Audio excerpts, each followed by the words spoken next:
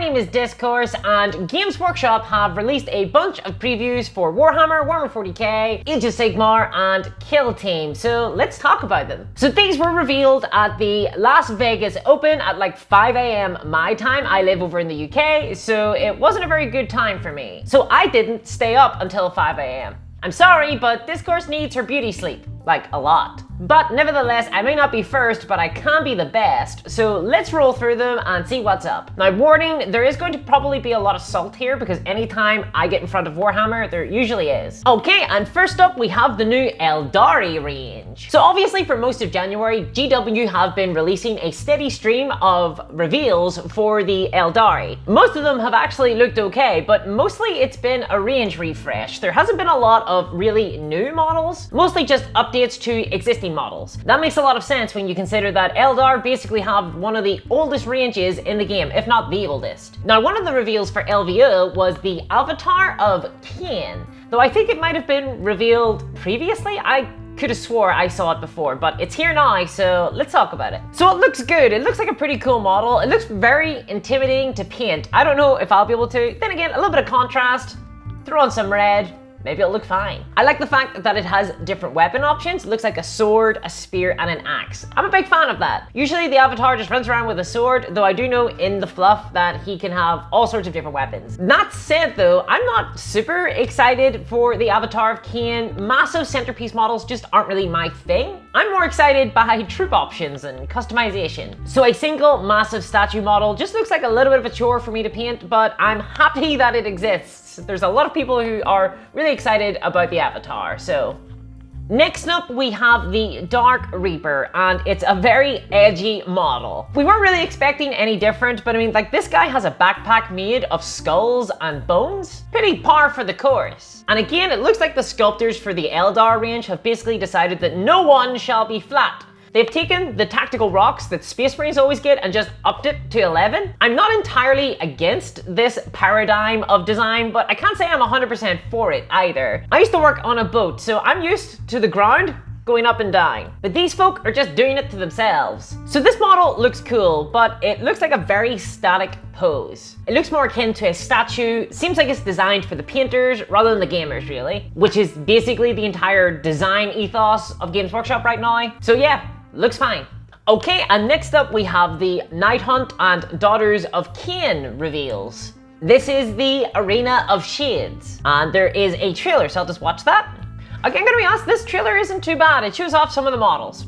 Fine. For all intents and purposes, that is basically a gameplay trailer for one of these boxes. You know, as opposed to a cinematic trailer. So I'll take it. Okay, and let's see what we have actually been revealed then. What is in this box? So Arena of Shades comes with 44 models spread across 2 armies, the Night Hunt and the Daughters of Khaine. So in this box, you're gonna get 5 Doomfire Warlocks, 10 Sisters of Slaughter, and 5 Khaine Heartrenders for the Daughters of Khaine. For the Night Haunts, they're going to get the Craventhrone Guard, 10 Blade Geist Revenants, 1 Spirit Torment, 2 Chain Ghasts, and 4 Mermorn Banshees. Games Workshop really have to work hard to find new ways to say Craven or Sad in these unit names, don't they? I'm not super up on where Age of Sigmar is right now, but weren't the Daughters of Khaine, didn't they recently get a book anyway? Haven't they already had a book for this edition? I'm not 100% sure on that, although I know that Beasts of Chaos have not had a book this edition. Beasts of Chaos have not had a book in a while, in fact. So first up, this is a box. I am sick of box sets. These constant box sets, it feels like there's 1 or 2 being released every single month. I'm honestly pretty fed up with them now. We just had the Fire Slayers versus the Deepkin, and now we're gonna have the Arena of Shades. So let's see what actually comes in the box that's new. Okay, so this is the Withered Quill. It looks like a pretty fine model. I like the gothic aesthetic. That's kind of the Night Haunts all over. The Night Haunts have always had some really interesting sculpts. I've always been in 2 minds about them. And this model sort of exemplifies everything that I have an issue with, but also everything that I love. On the one hand, they look cool. They look like something out of a Burton nightmare. That's interesting. I like that. It's a bit of a different riff on the undead design. However, on the other hand, they are very spindly. And though they are pretty robust, being hard plastic, they're still a bit of a nightmare to game with. I have a few of them picked up from like the old Imperium magazines, but just handling them is so nerve-wracking. And again, this speaks to Games Workshop. Once again, they have very busy, detailed models, which are fine for painters, but they're not great for actually gaming with. They sort of get in the way a lot of the time. Usually when I'm picking up these models, I'm poking myself in the hand. And I play Dark Eldar, so I mean, I guess it's something I'm used to. So cool model, love the book, love the concept behind the model. Really like the candles, although you'd think ghosts could see in the dark. You'd think so, right? But spooky aesthetic. Next up, we also have some more ghosts from the Night Hunt, and these ones are armed with crossbows, which just seems weird. I'm just used to undead things having bows, but I like this design. Oh no, they're armed with crossbows. I also like the fact that they aren't in action poses really. To be honest, most of them look like they're on a smoke break. And I kind of like that. They're ghosts, they've got all the time in the world. The one issue I'm seeing, and this is basically a problem with Age of Sigmar right now, it looks like all of these models are monopose. So what, you get 5 new poses? Which basically means that I would only ever want a single set of these. So again, not very good army design in my opinion. The sculpts from Games Workshop right now just aren't very good. And I know that's going to annoy a lot of people because the models themselves are so detailed and so finely crafted. But the reason I say that is that they're not very good to game with. They're not great as game pieces. They're fine little statues, but right now I'm not excited by anything coming from Games Workshop. The new Eldar are probably it, because some of those look like they have actual customization. And next up then, for the Daughters of Khaine, we have the High Gladiatrix Yelena. Yelena sounds like a World of Warcraft character, and it is a female elf with a barbed whip. So obviously the Daughters of Khaine have a very specific aesthetic. They have a very specific niche. So hats off to Games Workshop, they've actually managed to create a model that looks a little bit different from the rest of the faction. This is a problem that pervades all of Age of Sigmar. And though I like the actual look of the model, and it's a very imaginative pose, very dynamic pose, I don't like it. It's too much. It kind of reminds me of the Dark Eldar Archon model. It's such a specific look. Which means that if you ever have more than one of these, it's gonna look really weird. What, they just all stand on rocks, waving their whips around? I know that there's meant to be some abstract, you're meant to use your imagination. Obviously, the models aren't in their specific poses. But help me imagine them in different poses. Please, GW, maybe give me the option to pose them differently. At least it looks like you can swap out some of the weapons, that's good, and some of the heads as well. There's 2 different head options there. And that's the High Gladiatrix, looks fine. Biggest problem with this is it's a box set. This should all have been released separately. All right, next up we have a reveal for the Horus Heresy, and of course it is the starter box that everyone has been talking about. Nope, it's a demon. Admittedly, there were plenty of demons around in the Horus Heresy. I think. I've never read the books. I'm sorry, Games Workshop, but the fact that there's 4,000 Horus Heresy books does not make me more inclined to read them. Okay, and so here we have the demon Namco Bandai. Sorry, that's Kai Banda. This is a mortal foe of the Blood Angels, apparently, and a General of Khorne. I can't imagine that there is a lot of strategy required from a General of Khorne. It's mostly forward, go. So this looks like a massive centerpiece model for Horus Heresy. And I gotta be honest, as someone who doesn't really follow Horus Heresy, the only reveals that I ever really seem to come across are giant centerpiece models, which does not make me inclined to get into Horus Heresy.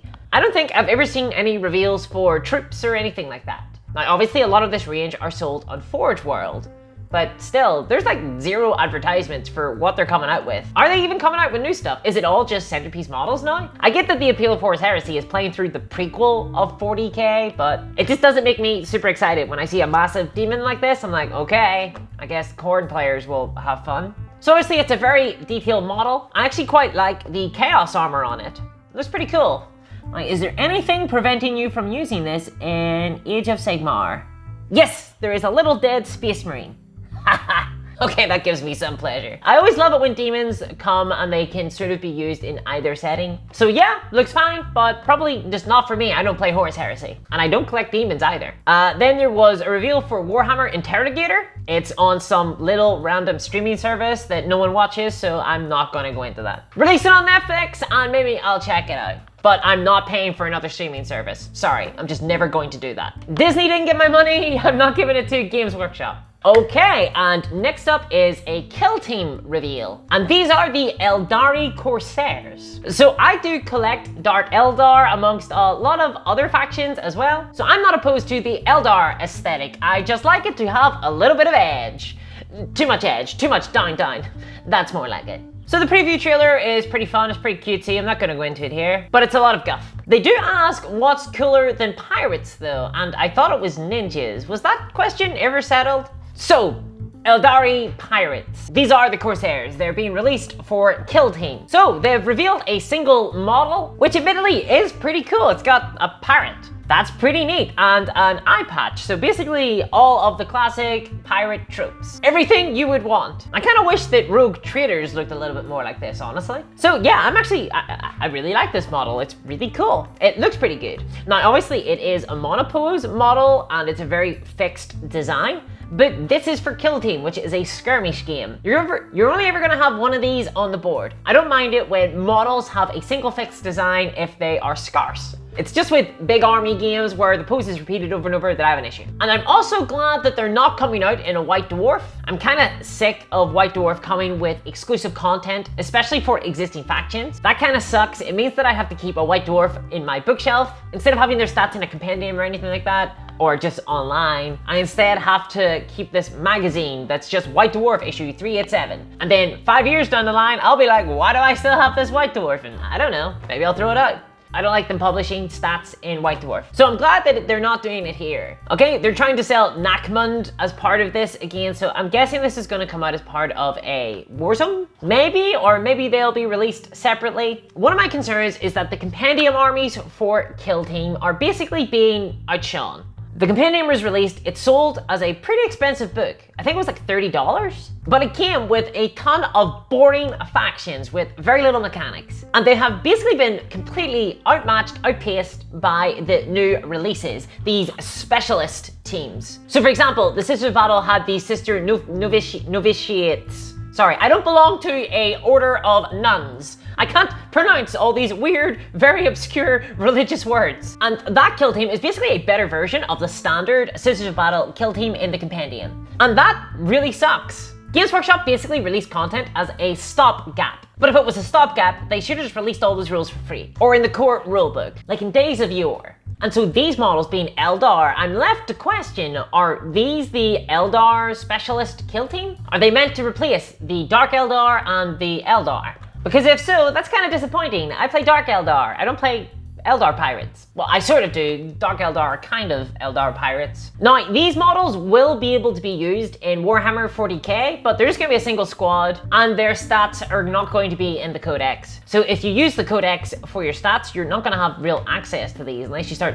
bringing around another data sheet. So screw that. No, I'm not going to do that. I'm going to bring the Codex. Well, I'm going to bring Wikipedia. But I mean, you know, in theory, if we were playing by the rules. I don't like the implementation of this. If the datasheet was on a little card or something like that, it'd be a little bit better, but it's gonna be in a book. It's gonna be in some Warzone Necromunda book.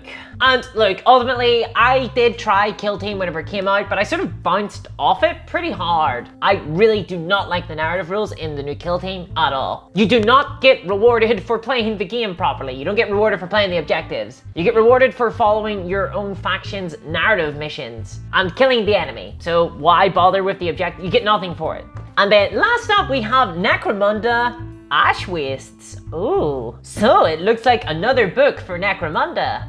Just what we needed. Hooray! I will say this much though, it is based around vehicle combat in the Wastes. Really, this is the first supplement that I've seen I've been like, okay, this deserves to exist. The trailer itself, there was nothing of actual value shown here, just it was revealed that they're doing an expansion, but we already knew that this was coming. We'd heard about the Ash Wastes, so it wasn't super exciting. And the trailer is fine. The trailers are fun, but they're just cinematic trailers. They don't tell us anything of value. This Necromunda one, I can almost swear that it's a basic shot-for-shot remake of the Borderlands trailer, but I haven't seen the Borderlands trailer in like 15 years. So I'm excited for vehicles. It's gonna be a little bit different compared to the base game of Necromunda, so that's good. My problem is that actually, I really like Necromunda. In fact, it's probably my favorite setting in Warhammer 40k, and it's probably my favorite 40k game. My only problem is, I tried to keep up with Necromunda. I was buying everything that was coming out for it, and I just gave up. I actually fell out of Necromunda really hard. I missed a card pack, I think, and I was just like, you know what, F it.